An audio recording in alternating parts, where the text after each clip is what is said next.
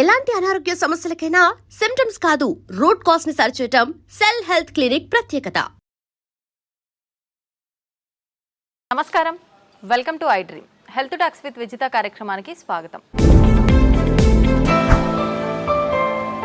ప్రస్తుతం మనతో పాటు ఉన్నారు general consultant doctor V Aditya Ranganath గారు. ఇప్పుడు వారితో మాట్లాడేద్దాం.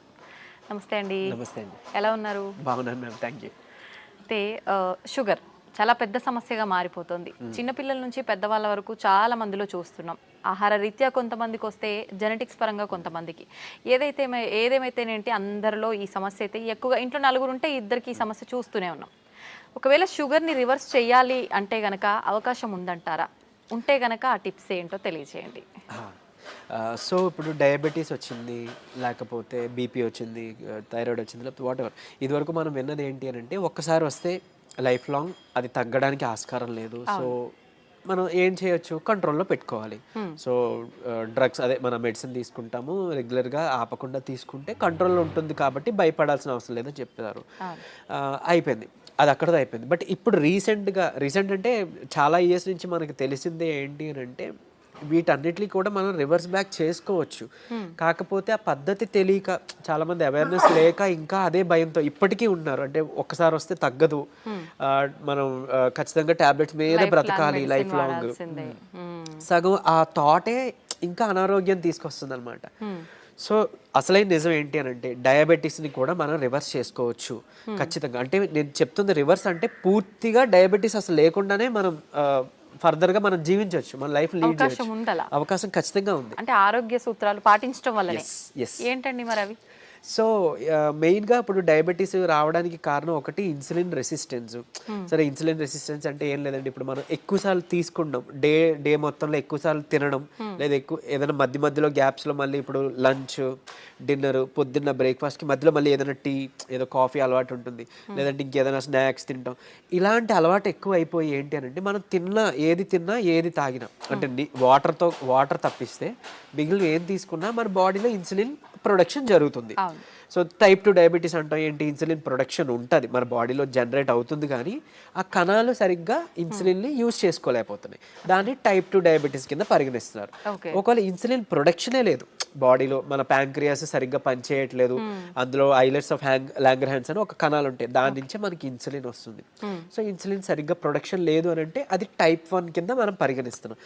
చిన్నపిల్లల్లో కూడా టైప్ 1 అది చూడొచ్చు. సో ఇప్పుడు ఇన్సులిన్ ప్రొడక్షన్ జరిగి మనం తిన్న ప్రతిసారి మన గ్లూకోజ్ లెవెల్స్ ఏదైతే ఉందో అది మేనేజ్ చేయడానికి ఇన్సులిన్ ప్రొడక్షన్ జరిగి, అంటే స్పైక్ అయ్యి అది కంట్రోల్ తీసుకొచ్చి మళ్ళీ అది ఇన్సులిన్ తగ్గి ఆ స్పైక్ తగ్గి మళ్ళీ మనం తింటున్నాం, మళ్ళీ పెరుగుతుంది కదా. ఇలా అస్తమానం పెరిగి తగ్గడం వల్ల మన బాడీ అలవాటు పడిపోతుంది ఆ ఇన్సులిన్, సెట్ అయిన ఇన్సులిన్ లెవెల్కి. సో ఇన్సులిన్ రెసిస్టెన్స్ వచ్చేస్తే ఏమవుద్ది, ఇదే గ్లూకోజ్ని, అంటే రోజువారీ తినే సేమ్ అదే మోతాదు ఒక గ్లూకోజ్ని మనకి ఇప్పుడు మెటబలైజ్ చేయాలి అని అంటే ఇన్సులిన్ ఈ మోతాదుకి మించి ఇంకా ఎక్స్ట్రా ప్రొడక్షన్ జరగాల్సి వస్తుంటుంది అనమాట.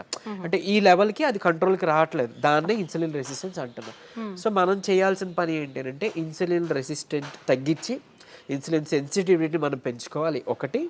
తర్వాత ఆహారంలో చిన్న మార్పులే, అంటే ఇప్పుడు డయాబెటీస్ మనం ఇది చేయాలి అని అంటే సరే ఏముంది రైస్ మానేయండి అని చెప్తారు, అంతే కదా, మాకు చాలా ఇబ్బంది, మేము చేయలేము అని అంటారు.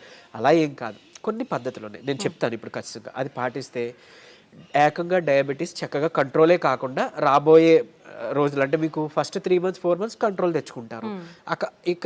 ఆ పైనుంచి మనకి టార్గెట్ ఏంటి అని అంటే మనం వాడుతున్న మెడిసిన్ నెమ్మదిగా డోస్ తగ్గించుకోగలగాలి. అంటే తగ్గించగలగాలి అంటే ఆటోమేటిక్గా మనకి లెవెల్స్ తగ్గితే యాజ్ ఏ మీ డాక్టర్ కానీ మేము కానీ తగ్గించగలుగుతాం కదా. తగ్గించిన తర్వాత దీన్ని పూర్తిగా రివర్స్ బ్యాక్ చేసుకొని నార్మల్ లైఫ్, అంటే ఆ ఫుడ్ని తీసుకుంటూ చక్కగా మనం ఎలాంటి ట్రీట్మెంట్, అంటే ఈ డ్రగ్స్ తీసుకోకుండా ఉండడం. మళ్ళీ అది తగ్గిపోయిన తర్వాత మళ్ళీ పంచదార తినేస్తాం, మైదా పిండి తినేస్తాం, గోధుమ పిండి తినేస్తాం, లేకపోతే ప్రాసెస్డ్ ఫుడ్ తినేస్తాం. అంటే అసలు అదే మెయిన్ ప్రాబ్లం. అంటే high saturated fats, high carbohydrates ఉండడం వల్లనే మనకు వస్తుంది.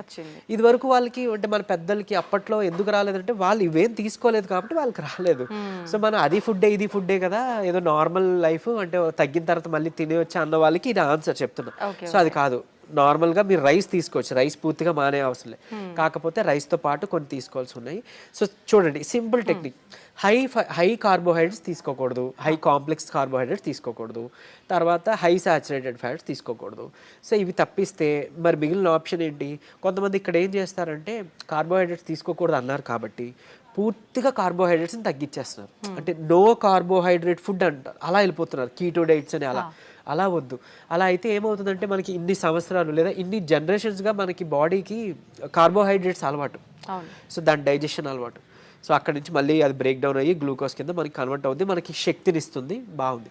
మీరు తినడం మానేస్తే ఒకటి మీకు కూడా బాడీకి అది కొత్తది ఏంటంటే కార్బోహైడ్రేట్స్ అసలు అది డైజెషన్ చేసే ఒక పద్ధతే మర్చిపోద్ది మన బాడీ.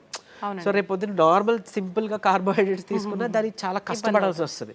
అండ్ ఈవెన్ ఒకవేళ జెనెటికల్గా నెక్స్ట్ జనరేషన్స్ పాస్ అయిన అయింది అనుకోండి, అది ఇంకా ఇబ్బందిగా, అంటే నార్మల్ అన్నమే మనం అరాయించుకోలేకపోవచ్చు, లేకపోతే నార్మల్ సమోసానే ఎంజాయ్ చేయలేకపోవచ్చు మనం. సో అట్లా.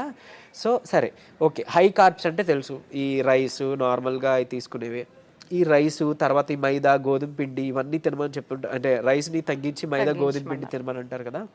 సో అది కూడా రిఫైన్డ్ తీసుకుంటే, పంచదార లేకపోతే గోధుమ పిండి ఇవన్నీ రిఫైన్డ్ ఫ్లోర్ బయట కొని తెచ్చుకుంటే అది కూడా మళ్ళీ మనకు ప్రాబ్లమే.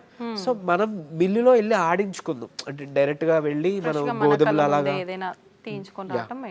గోధుమలు, దానికి జొన్నలు యాడ్ చేయొచ్చు, రాగులు యాడ్ చేయొచ్చు, సోళ్ళు అంటాం కదా, సో అలా రాగి మాల్ట్లో తీసుకునే రాగులు అవన్నీ యాడ్ చేసి దాంతో మనం రొట్టిలానో లేకపోతే మిల్లెట్స్ ఏమైనా దానికి యాడ్ చేసి, కినోవా అని ఇప్పుడు వస్తుంది, సరే అంత అఫోర్డ్ చేయలేదు అన్న వాళ్ళకి పోనీ మనకి ఏమంటారు సామెలు, అరికిలు, గంటలు అలాంటివన్నీ తక్కువ రేట్కే వస్తుంటాయి కదా, అలాంటివి ఇంక్లూడ్ చేసుకోవచ్చు. పూర్తిగా రైస్ మానేమని నేను చెప్పట్లేదు, రైస్తో పాటు ఇది తీసుకోండి.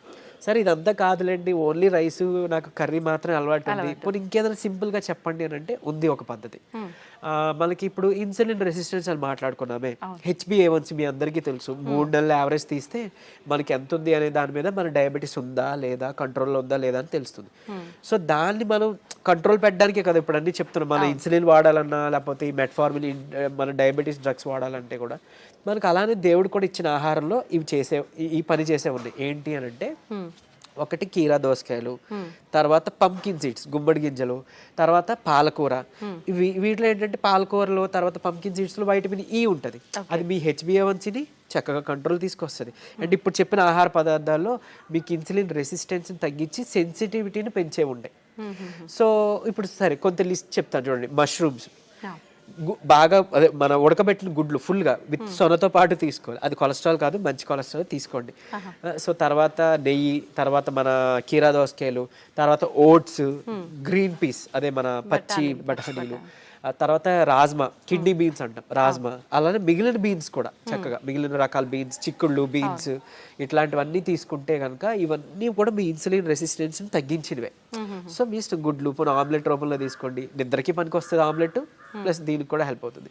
సో ఈ ఫుడ్ని మీరు కంపల్సరీగా క్యాబేజీ, కాలీఫ్లవరు, సో బ్రాకోలీ కానీ ఇలాంటి ఇవన్నీ కూడా మీ ఫుడ్ డైలీ ఫుడ్లో ఏదో ఒక రూపంలో ఇంక్లూడ్ చేసుకోండి. ఏదో ఒక్క పదార్థమైనా అట్లీస్ట్ కర్రీ, మనం అది వదిలేసి మిగిలినవేవో తీసుకున్నామంటే మళ్ళీ కంట్రోల్కి రాదు, మీ అందరికీ తెలిసిందే. చాలామంది ఎక్కువ పాలకూర కూడా తినరు, సో అట్లా. లేదంటే మునగాకు ఉంది, సో మునగాకును కూడా మీరు పౌడర్ రూపంలో చేసుకోవచ్చు, ఎండబెట్టేసి చక్కగా పౌడర్ చేసుకొని ఒక చెంచా యాడ్ చేసుకోండి ఒక ముద్దకి, అన్నంతో పాటు రైస్తో తీసుకోవచ్చు, హాట్ వాటర్లో కూడా తీసుకోవచ్చు, మజ్జిగలో కలిపి తీసుకోవచ్చు. ఇది ఒక మనిషికి డైలీ లిమిట్ ఒక చెంచా. సో అట్లా అని ఇప్పుడు ఏం చేస్తారంటే కొంతమంది ఏదైనా రసం, చారు దాంట్లో కలిపేస్తారు, బట్ అది కలిపేస్తే అంటే ఇంట్లో 3 members 4 members ఉంటే అందులో ఎవరికి ఎంత వెళ్ళేది తెలియదు కదా. సో డైరెక్ట్గా మీరు కలుపుకోవడం బెటర్, ఏదర్ వాటర్లోనో మజ్జిగలోనో లేదా మీ అన్నం గిన్నెలోనో. ఇంకోటి అన్నము, ఇప్పుడు అలానే అదే అన్నము కూర తినే ముందుగా 1 కప్పు కీరా దోసకాయ తీసుకోండి, లేదా బీన్స్, మొలకలు తీసుకోండి చక్కగా, ఇవన్నీ మీకు హెల్ప్ అవుతుంది. లేదంటే మన దాలింబ గింజలు 1 కప్ పెట్టుకోవచ్చు, పెట్టి ముందు అది తిని తర్వాత అన్నము కూర మనం తీసుకుందాం. అలానే అన్నం తినే ముందు, టిఫిన్ తినే ముందు, నైట్ డిన్నర్ చేసే ముందు ఏం చేయొచ్చు అనంటే కొంచెం పెప్పర్ అంటే మన మిరియాల పొడి 1 చిటికెడు తీసుకొని నిమ్మరసం యాడ్ చేసి కొంచెం గోరువెచ్చని నీటిలో ఒక కప్పు లేదా 1 గ్లాసు గోరువెచ్చని నీటిలో కలిపి తాగేసేయండి. ఎందుకు అనంటే ఇప్పుడు ఈ పెప్పర్లో ఉండే పైపరిన్ అనేది మన ఏమంటారు యాక్టివ్ ఇంగ్రీడియంట్, మెడిసినల్ వాల్యూ ఉండే ఇంగ్రీడియంట్. ఇది మన లివర్లో ప్యాంక్రియాస్లో అదే ఎక్కడి నుంచి అయితే ఇన్సులిన్ వస్తుందో అందులో అక్కడ డైజెషన్ ఎంజైమ్స్ని వాటిని కూడా మంచిగా ఇది ఏమంటారు మెటబాలైజ్ చేస్తుంది. కరెక్ట్గా మెటబాలిజం బాగా జరిగి ఎంజైమ్స్ అన్ని మంచిగా ఫంక్షన్ అయ్యేలా చేస్తుంది. సో తర్వాత ఇంకొకటి మోర్ ఓవర్ ఈ ఏవైతే కాంప్లెక్స్ కార్బోహైడ్రేట్స్ మన హై కార్బ్స్ అన్నాం కదా దాన్ని బాగా కరెక్ట్గా డైజెషన్ జరిగేలాగా మెటబాలైజ్ అయ్యేలాగా ఇది హెల్ప్ చేస్తుంది. అండ్ ఈవెన్ మన పోషకాలు ఏవైతే ఉన్నాయో ఆకుకూరలోనో లేకపోతే మనం తీసుకునే ఫుడ్లోనో అవి మనం వంట పట్టడం అంటాం కదా మన అబ్జార్ప్షన్ అవి అబ్జార్బ్ చేయడానికి ఈ పైపర్ ఈ పెప్పర్ మన మిరియాలు పొడి చాలా బాగా హెల్ప్ చేస్తుంది. సో ఈ రూపంలో తీసుకున్నారనుకోండి మీరు తిన్న తర్వాత పెరిగే షుగర్ లెవెల్స్ కంట్రోల్కి వస్తాయి అండ్ ఈవెన్ మనకి లోపల ఫంక్షనింగ్ బాగా మెరుగుపడుతుంది. ఇకపోతే డయాబెటీస్ రివర్సల్ గురించి వద్దాం. సో నేను ఇప్పుడు చెప్పింది 3 to 4 months చేస్తే ఖచ్చితంగా మీ షుగర్ లెవెల్స్లో చాలా వరకు మీకు తగ్గడం మీరే గమనించుకుంటారు.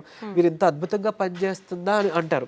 ఎందుకనంటే చాలా మందికి ఒకటి ఉండిపోయింది సైకలాజికల్గా అంటే drugs like what ever medicine మాత్రమే మెడిసిన్, ఫుడ్ అంటే జస్ట్ ఆహారం మాత్రమే.